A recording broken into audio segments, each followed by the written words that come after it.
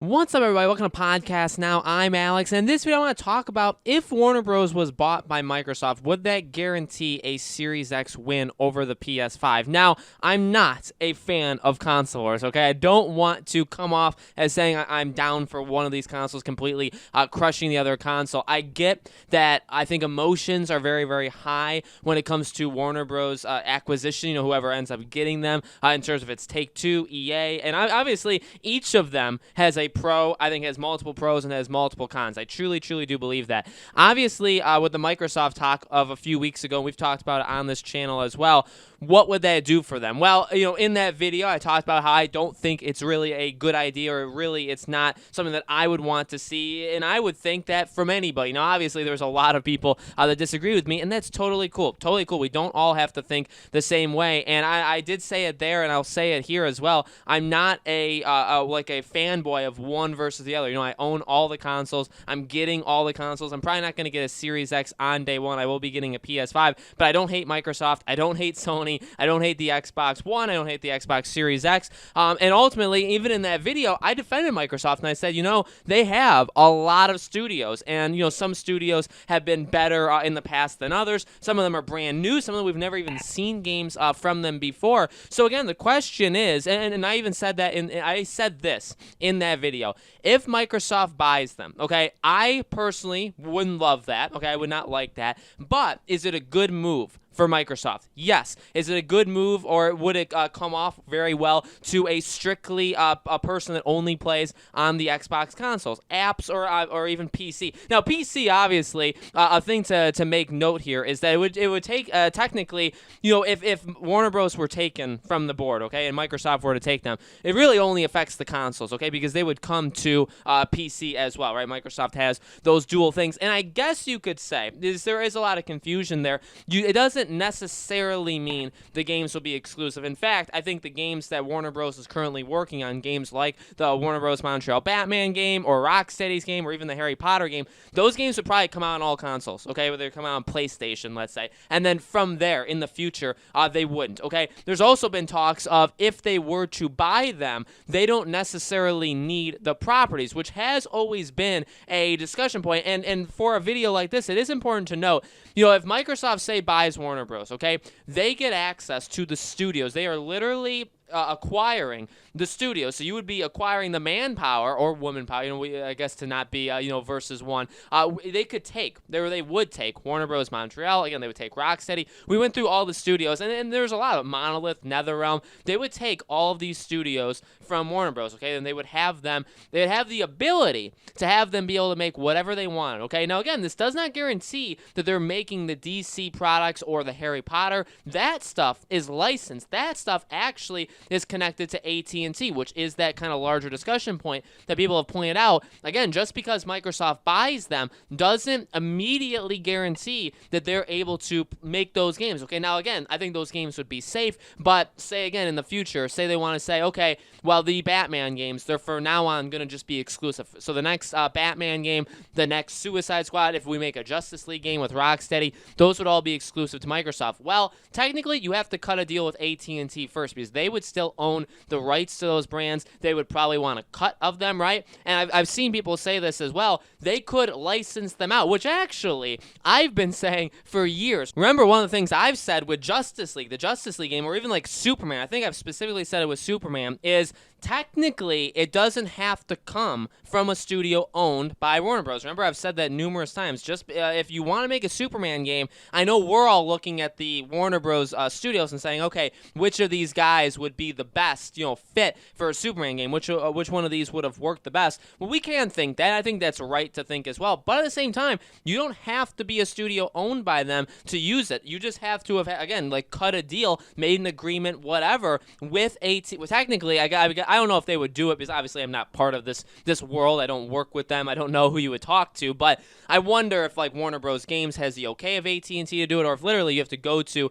those AT&T like upper management and say, okay, we want to use the Superman license. We're going to pitch you a game. Although we're not owned by you, we want to make a game with your license. You'll be the publishers, right? Obviously, Warner Bros. Interactive would be the publisher to it, and that happens all the time. In fact, you see it. Technically, it's not with like licensed products, but really any game that's published by by Warner Bros. There had to have been a deal worked out with them and said, okay, you're going to publish our game, or I mean, Warner Bros. Probably goes to them and says, okay, we like this idea. We want to be kind of like your sponsor. We're going to publish these games. So this happens all the time. It doesn't necessarily happen with licenses, but again, it's not impossible. You could look at even like Sony. They could very well have taken the Uncharted franchise and said, okay, this isn't exclusive to Naughty Dog. Like, we don't even have to have a studio that we own make the next Uncharted. In fact, why don't we find a studio out there in the world? I'm sure there's some good ones out there. Maybe they've scouted out. I'm sure, companies like that have scouted out studios, and they say, okay, hey, you would be good for an Uncharted game. Would you like to, we're going to give you the franchise. We're going to let you use that license. We're going to publish it. It's going to be kind of owned by us, and we're going to go from there.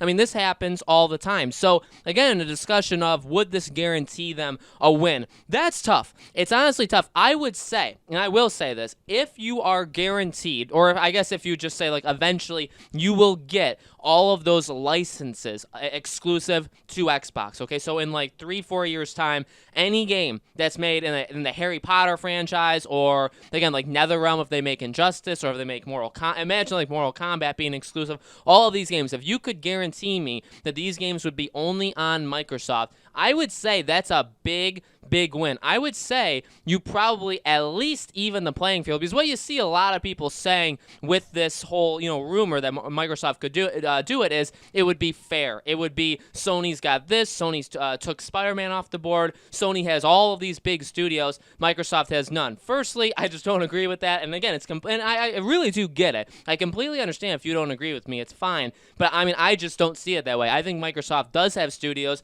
have some underperformed. Oh, absolutely. Does that mean they'll always underperform? No. I think Halo Infinite can be phenomenal. I think Gears has always been very, very solid. They have a lot of studios. They have a lot, honestly. And again, a lot of them haven't done much yet. A lot of them, remember we talked about in that video, 4 or 5 of them, they opened just in 2018. We haven't seen any games from those studios yet. So there's definitely a lot of untapped potential with the Microsoft studios. I would say if you could get a couple of them to make your elite games, you get Halo back on top, you keep Gears kind of solid. I mean, Gears is solid. I don't think it's anything magical. I guess I could be in a minority opinion there. If you get those games up there, I would say you're getting closer to where Sony. Obviously, it depends on where you put Sony. How good do you think Naughty Dog games are? How good do you think Sony Santa Monica? You know what I mean? It all depends on, firstly, what the individual at home is, what you guys are thinking, right? You could think Microsoft is already very close to them, that they have almost equal amount of studios, that technically, they would have equal amount of games, that they could do it, that they can match them. Getting Warner Bros., I think, would definitely help. So again, if you're guaranteed the franchises, I think you would almost be guaranteed a win. I feel like that would take a lot of, and again, this is the console wars. This is saying, okay, you're only getting PlayStation, only getting Xbox, or those two consoles versing each other. Would it, beat them? Would it beat Sony? I think it would. I honestly feel like if you told me that I could only play Harry Potter, anything DC, anything Middle Earth, like Lord of the Rings-ish kind of stuff, all of this stuff, if you told Lego games, I guess, right? If you told me I could only play those on Microsoft consoles, I would get one. Now, again, does that mean I would completely drop the PlayStation? No, it would just be, it's a big player. That's pretty much, and honestly, when it comes down to it, even in the last video, that's kind of the point I wanted to make is, I wouldn't drop PlayStation. I don't think a lot of people would drop PlayStation. I think a lot of people would buy the Xbox. And if you could sell me on that would make the gaming ecosystem overall better, then I'm all for it. You know what I mean? I really, again, I care about the games. I know people will come out and say, and they said it in that video too, like, oh, you're just a Sony fanboy. You're just mad that, you get all these exclusives and all of a sudden another console does. And I literally said in that video, people must be hard of hearing, that's just not the case. I am in support of any kind of game on any kind of console. I love Nintendo games. I love a lot of Nintendo games. I love a lot of Microsoft games. I will always, if a game comes out on Microsoft, or like, my PC is pretty strong, but it's not that strong, okay? So if a game ever came out on the Xbox One, on the Xbox Series X, 2 consoles from now, and I didn't have it yet, but that game really spoke to me, I would buy the console for it. I would buy it, and then I would buy their exclusive games. I think I maybe would always play third-party games on PlayStation, but that's just because that's what I've done done literally since I jumped into the consoles. When I jumped into, when the consoles were out, I jumped into the PS3, Xbox 360 era, and I picked the PlayStation 3. So that's just kind of been something familiar with me. I'm not in this, this ecosystem to say that one is massively better than the other. I like a lot of things with Series X. I like a lot of things with PS5. I think, again, if we're having this discussion on this video, though, it would help Microsoft out quite a bit. I think because they're so big, because Warner Bros. Is so big, and it's not just Batman versus Spider-Man, or it's not just even DC versus Spider-Man, which, by the way, is still very lopsided. That's not fair at all. Again, for those that say that's fair, I don't see how it's even remotely fair. It's not even that, though, right? It's much, much more. That would be like if EA was bought by Sony, or say Ubisoft was bought by Sony, EA was bought by Microsoft. I mean, now you have so many licenses, right? You're not just buying 5, 6, 7 studios that you're going to say, oh, you can make your own games, which, again, that could definitely help, too. Imagine Microsoft, if I just told you tomorrow, they added 5 new studios to and it's Rocksteady, Warner Bros. But, again, they may not make the games they're known for making, but they're part of the Xbox ecosystem. They make, whatever games they decide or whatever Microsoft tells them to make, right? That's what they would do. So, I mean, that already is pretty solid, right? Because you'd be kind of guaranteed a certain quality of games. If you bought Rocksteady, even if they're not allowed to make DC games, let's say, you're still probably expecting a pretty solid quality from Rocksteady. You know what I mean? So I think they'd automatically be looking a whole lot better. And then if they were allowed to use the actual franchise, the actual IPs, that would be a lot. That would be a lot. Again, am I in support of that? No. And I'm honest, I'm not going to change my mind. I know there's hate out there. It's okay. It's completely okay. I'm not going to change my mind, though, in thinking like it's going to be the greatest thing ever if that happens. I think Take-Two would be my pick out of all of them. Absolutely not with EA. Maybe slightly less not with Activision. I think Activision wouldn't be as bad as EA. EA obviously is the worst one. I think we're all in agreement with that one. I'll say this. I'm in agreement with anybody that says that it would be best if they didn't sell at all. If Warner Bros. Just kept them, or if AT&T just kept them, did not sell them, and that's how it was. I think that would be the best decision. But we'll see if this ends up happening. If it does, and Microsoft wins, and Microsoft gets them, I really think that's going to help the Series X. I don't think it would help it destroy, like crush PlayStation, but I think it would make it a whole lot, again, I guess you could throw around the word, it would make it a whole lot more even. I think the franchises is just a little bit unfair, but if you think Sony is like untouchable with all these elite franchises, and you think Warner Bros. Having those studios added make it more of an even thing, then I guess more power to you, right? Then that kind of makes sense from that vantage point. So, guys, let me know in the comments below. What do you think? Do you think this would win the Xbox Series X? Do you think it matters? Do you think Microsoft is even going to win it in general? Let me know your thoughts in the comments below. As always, make sure you guys are subscribed to this YouTube channel, Podcast Now. Hit the bell icon so you guys know when these videos go up, and join our Discord server if you guys have not yet already. There's lots of people already there, a lot of people in the DC community, more than willing to talk to. So if you guys have not yet joined, again, the link for that will be in the description below. More videos like this every little while, guys. I really do appreciate your support and you guys watching these videos. Even if you don't agree with me, I think that's completely cool, completely fine. I have nothing against you. I hope to see you all on the next video.